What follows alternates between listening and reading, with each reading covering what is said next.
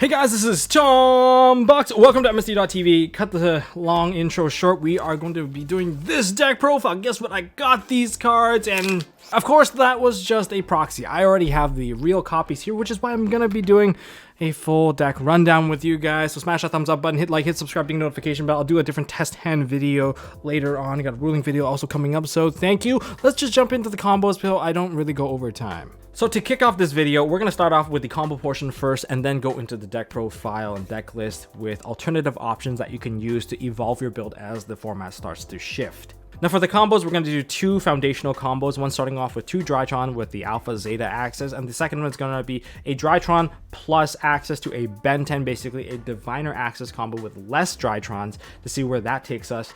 And then we're going to do some test hands, alright guys? Okay, to start off with the first combo, we're going to activate our Alpha, tributing our Zeta, and summoning out the Alpha, adding a Ben 10 into our hand. Next, we're going to activate the Zeta in the graveyard, attributing the Ben 10 to summon out the Zeta onto the field, and adding to our hand a Meteonis Drytron Ritual spell. If you already have the Meteonis Drytron Ritual spell, then it doesn't really matter which Drytron this is, as long as it's not Gamma, because you really want to keep the Gamma until later on in the game.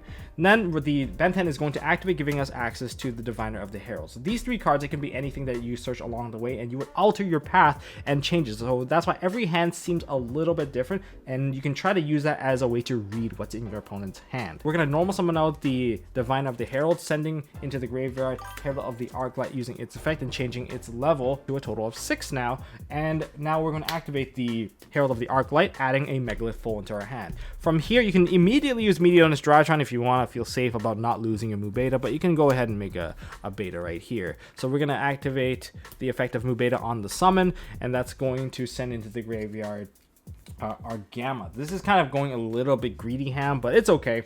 From this point forward, we can start to play with our ritual spells, and we're going to activate Meteonis Drytron, and we're going to detach for our of course our ritual cost or ritual requirement, and we're going to summon out the Megalith Full.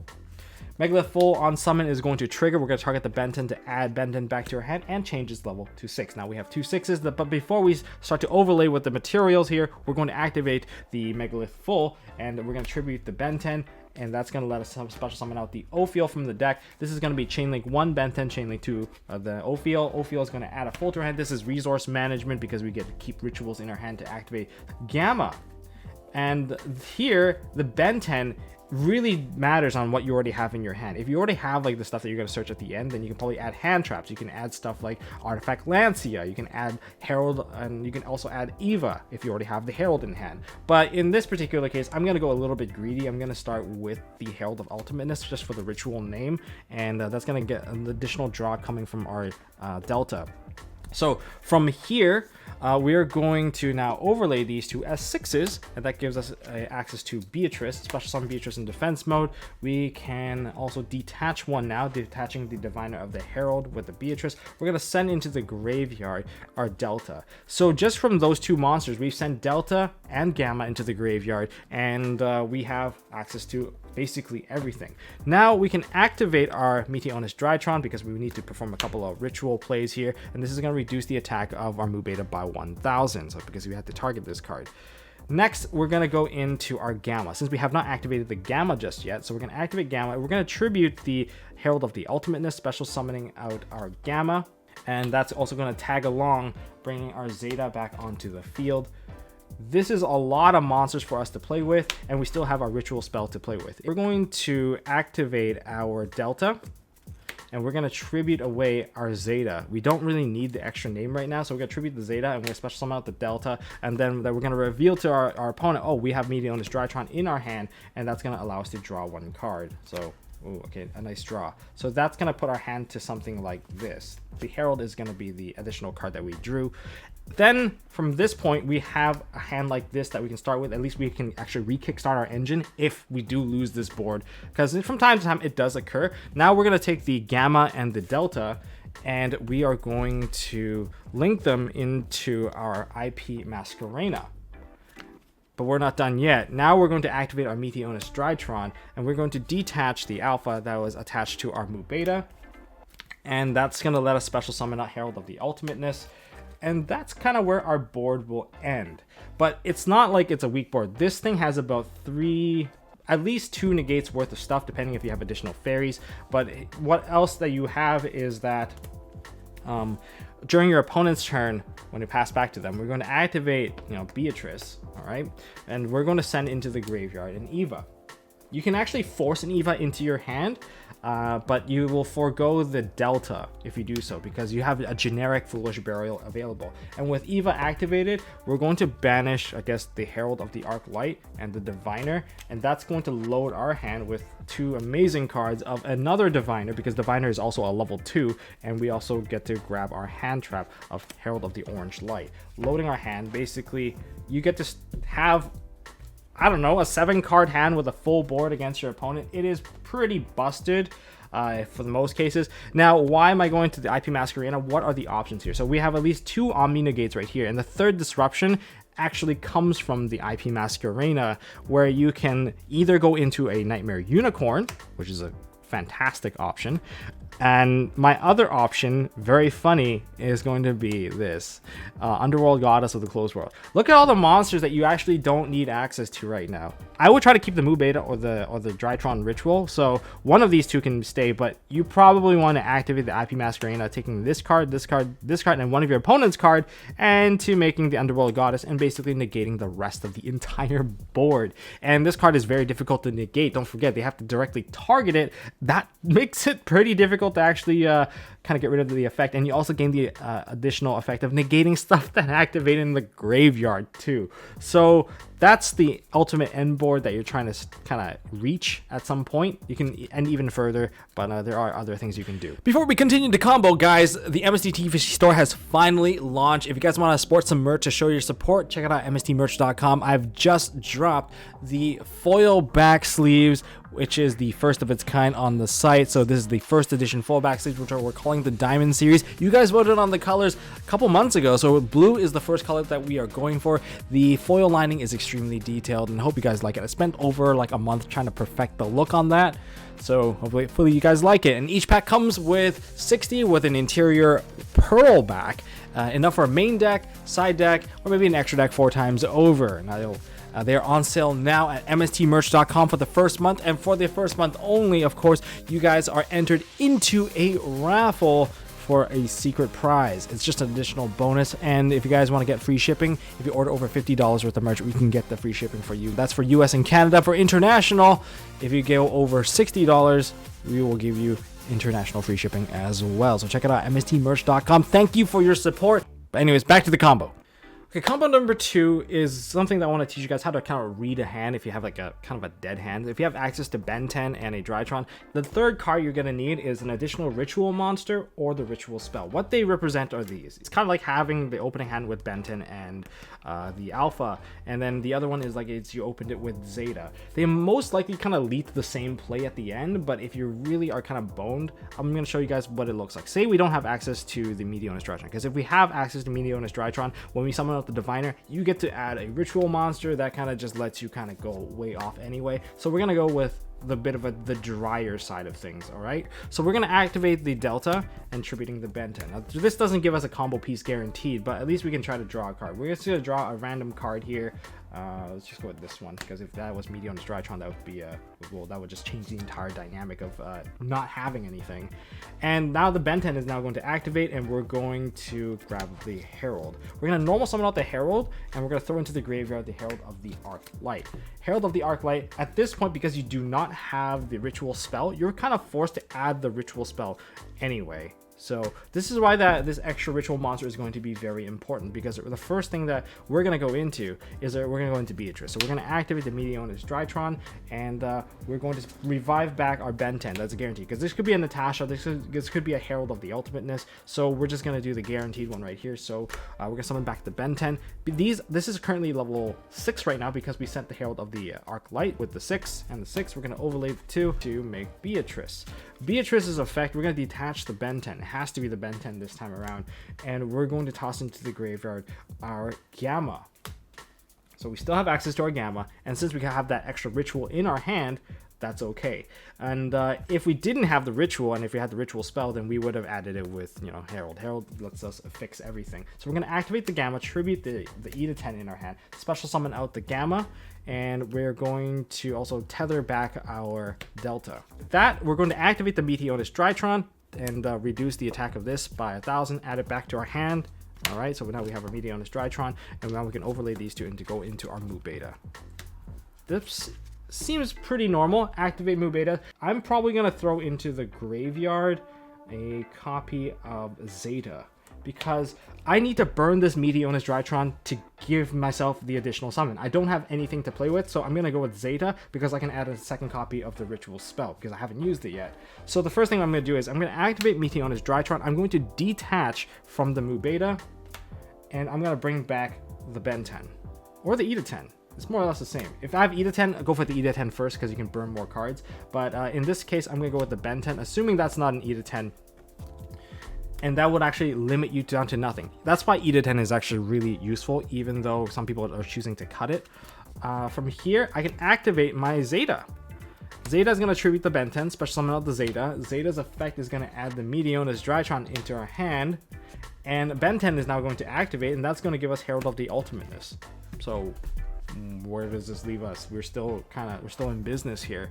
And now we can activate the Meteonis Drytron, and we're going to detach from here and summon out the Herald of the Ultimateness. This is gone. You can take these two now, put everything back into the grave. You still have a loaded hand. You can go into Herald of the Mirage Lights, or you can go into our IP Masquerena. So you have still quite a few disruptions here. And when we get to this particular juncture during your opponent's turn, we're going to detach the Diviner, and we're going to put the Eva into the graveyard.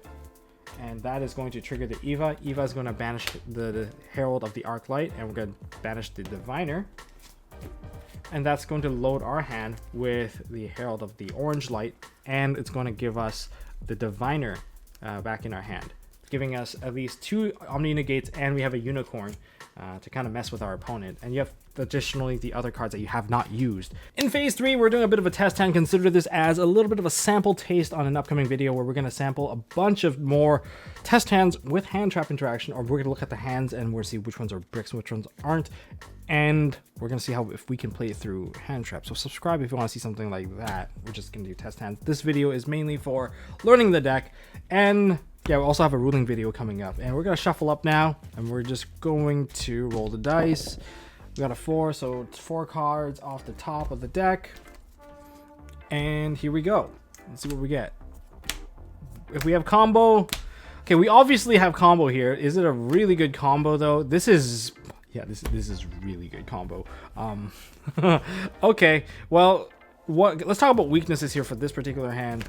I think I'm guaranteed the Drytron at the very least with this particular point, and I have the Ben 10, so they need 2 hand traps to really kill me. And after the Ben 10, if it does resolve and I get the Herald, then no, I would not go for the Herald. I still have to go for the Diviner first, and if I get the Herald later on, then yeah, then my opponent will not be able to hand trap me any further. So this hand is definitely playable. It's more or less you've got the Zeta or the Beta plus the Ben 10, because if you have Zeta or Beta with the Ben 10, you have combo. If you have Diviner that leads into the Ben 10 that gets you everything else, everything is more or less the same. So this one is 100% playable. I don't think I need to show you the same combo again. Let's just draw another hand to see if it's playable, or do we brick? Maybe we'll see a brick here. Foolish Bro, that's a Drytron monster. That's just combo. Like, the deck is super consistent. You guys kind of get the idea of like what's a really good hand. I mean, if you look at the next 3 cards, well, the next 2 cards are these. Okay, this hand is just every single Drytron monster available. You have your Beta, your Gamma, not Beta, but you have your Alpha and your Gamma through here. And this is just icing on the cake. I mean, this one will get you your Ritual monster, because that's something you can search. And yeah, anyways, let's go into the deck profile. Starting off with the monsters, now we have the triple Divine of the Herald. Do I recommend running 3? If you can, and you can afford it, by all means do it. It's such a great card. This is what it is. It's a level 6 Manju, quote unquote, because you can send a level 4, change its level, and send the Herald of Arc Light, and then you get to add a ritual spell or ritual monster. That's the basic use of it, and changing it to level 6. The level 6 lets you synergize into the Beatrice, which lets you dump another card, which either be a Drytron monster or the Drytron spell.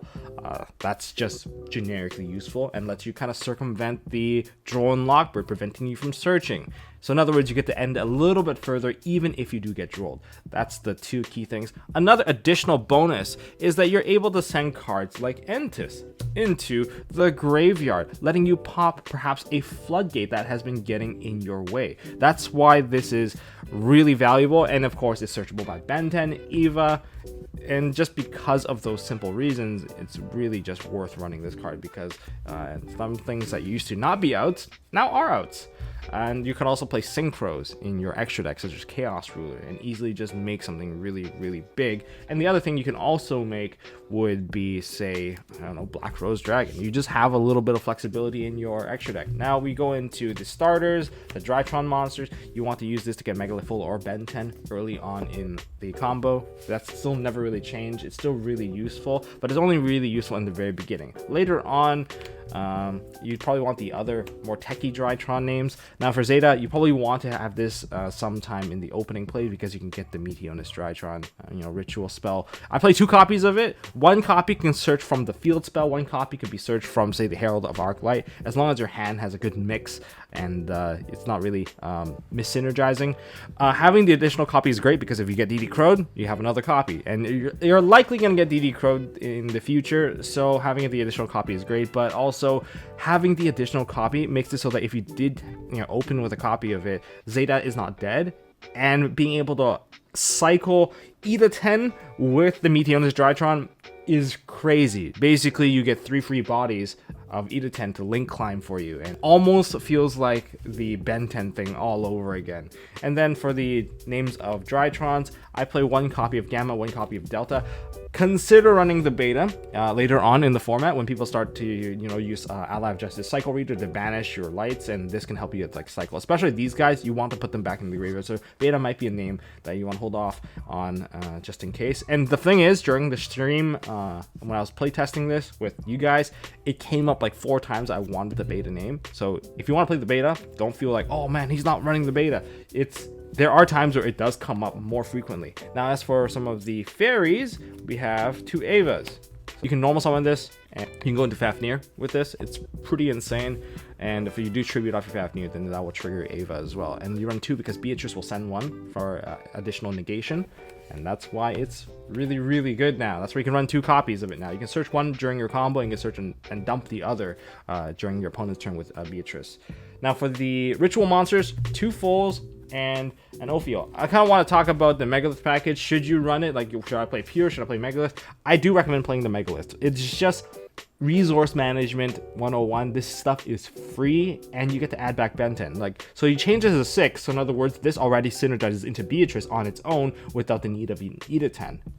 That's one. Second case is that when you go into Ophiel and go into a full, you can add another full back to your hand, and the full will always let you cycle back your Ben 10.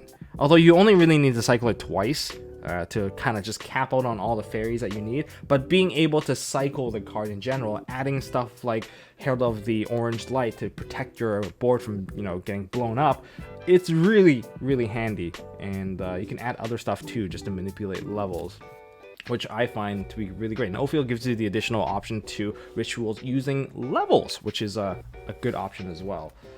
And onto the fairy line, or the Cyber Angel line, we have, of course, 1 Ben 10, 1 Eda 10, and as an option, you can run Natasha. These are pretty obvious of what you do if you play Drytron of the past format. This is your fairy search. This is your ritual spell recovery, as well as your attack boost. This one you can cut now if you really want to, but I just find it invaluable that you can use it to target stuff like, oh, your opponent ends the board after they wipe your whole board, say with a Zeus.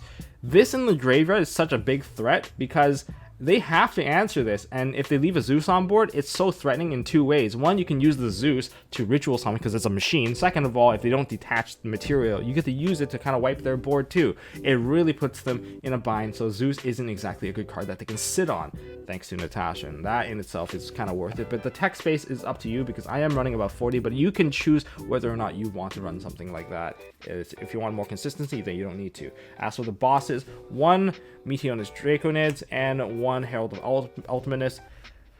This is what your boss negator. People find it to be broken because getting 4 Omni negates that also negate special summon kind of just cripples anyone's ability to play. I am not running Vanity's Ruler. There's a reason for that, because the stuff that outs Herald of Ultimateness more or less outs the Vanity Ruler. It's still a monster line. If you can still get Dark Ruler, you can still get Forbidden Droplets. I just don't want to put all my eggs in one basket, because even if you put the Vanity Ruler, it's not like they're going to get through the Herald of Ultimateness on their own, and you're just kind of banking that they don't have it. But if they have the out, it's kind of the same as having the Herald of Ultimateness out. It doesn't exactly work unless there's a matchup that's specifically special summon based and you really want to limit their first turn to, did they draw the card? If they didn't, okay, well, they lose. Then yeah, you can play your Vanity's Ruler. You know, it's up to you guys how you want to spice up your deck. This card is invaluable, especially when you get locked out of the extra deck. In some cases or form, it does happen from time to time. Or if you burned out your extra deck, you still need something to kill your opponent, and this guy having the 4,000 attack is just incredible. Yeah, it's great, and it also lets the Mu Beta turn into a bit of, I guess, a herald of Mirage Light. You can negate spells and traps. Alright, so that's mostly the monsters there. And for hand traps, of course, let's not forget, we have triple Herald of the Orange Light, and our last monster here is going to be the, I guess, the Artifact Lancier. You can search this. I do recommend searching this midway through the combo if you have the ideal hand, just because this card just shuts out people's graveyard. It just makes the following turn much easier to deal with.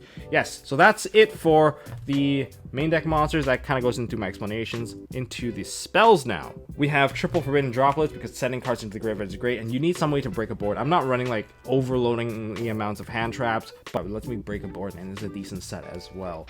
And yeah, so this will help me break some of the floodgate locks, and it doesn't target, which is great. Then we have 1 instant fusion. You don't have to play this if you don't want to. I choose to play it because I'm a lazy player, and going into a Millennium Eyes Restrict also acts as a way to break a board, and you can use a Millennium Eyes Restrict to go into the Mu Beta Fafnir. So I don't see a real problem with it, and really puts your opponent into like, okay, Foolish Burial to put stuff in the grave. We have triple Prep Rites. Although you don't really need to play 3. Let's face the facts here. You have a lot of cards that search, and because you have a lot of cards that search, you're kind of engaging yourself with Draw and Lockbird. And if Drytron does really well, then you're likely going to see Draw and Lockbird kind of kick back into the main deck, no longer a side deck option. But that's just how it is. As for that particular reason, we only play 1 Drytron Fafnir and 2 Meteonus Drytron. If you open a handful of this, you can't really play the game. Remember to chain block with this, because this really messes with not just like your opponent, but you can also mess with their board. Yeah, so it's really important, like not just their hand traps, but also some of the monsters that they summon. Like if they want to create like, oh, I need to make a link like Xyz 4, well, you have a Drytron monster in your board, so you can reduce their level, making it very awkward for them to play with, forcing them to link away the monster so that they can't Xyz. And yeah, so I also play 2 of the Meteonus Drytron, just as for the reasons mentioned earlier. Now if we have triple Nova, this one is pretty obvious because it's your E-Telly. And finally, we have 1 Call with the Grave, because this Call with the Grave, don't want to get hit by. There's tons of stuff you probably don't want to get hit by, but mostly the card that you don't want to get hit by is Draw and Lockbird, and this can stop it, so why not play it? And it's also a pretty decent set against anyone that needs its graveyard synergy. So that's the spells. As for the extra deck, we'll start off with the 1 must play. We have the Drytron Mu Beta Fafnir. Do you need to play more than 1 copy? I'm choosing to do so, but you don't have to.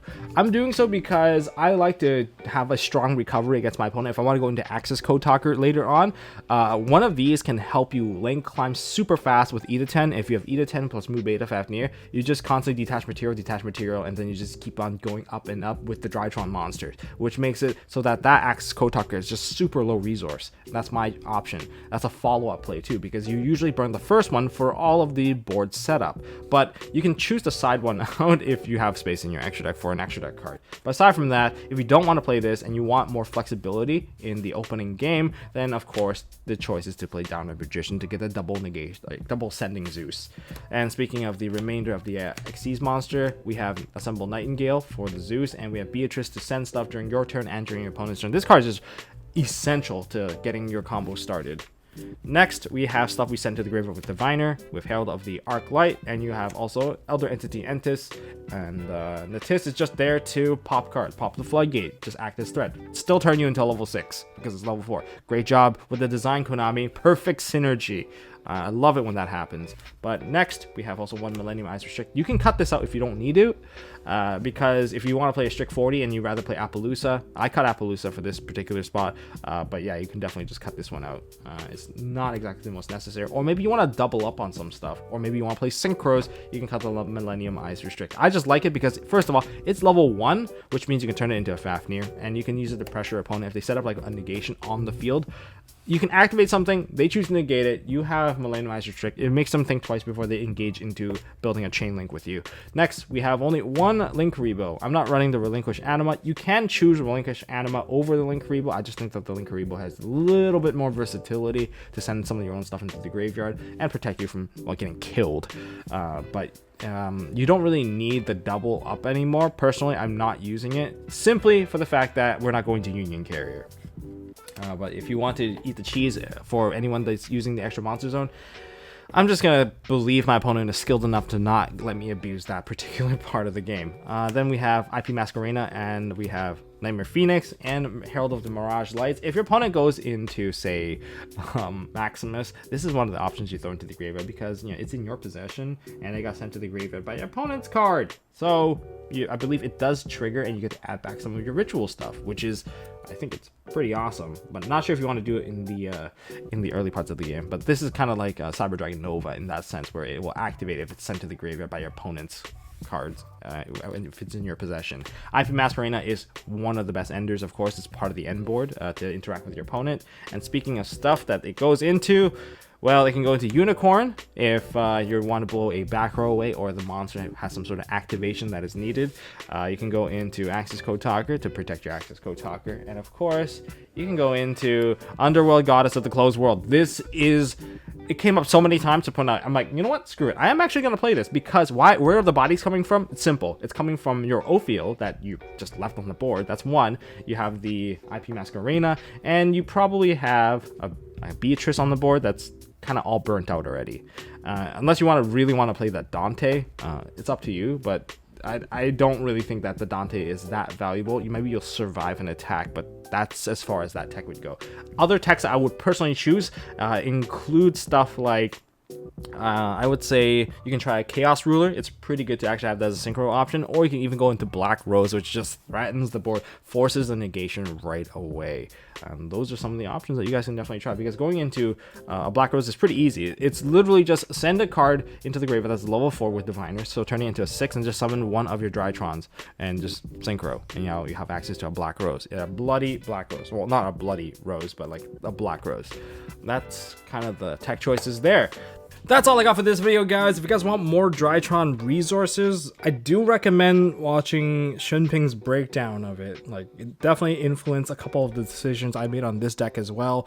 Probably going to change a couple more things. This is my current work in progress. Do I really need to play above 40? I mean, if I can trim it down, I usually prefer to, but that's all I got for this one. You know, special thanks to all the Patreons out there for the support, and all of these box dividers, they are sold out for the first batch, but a new batch is coming within a week or two, so stay tuned for that. I'll make an announcement when that does occur.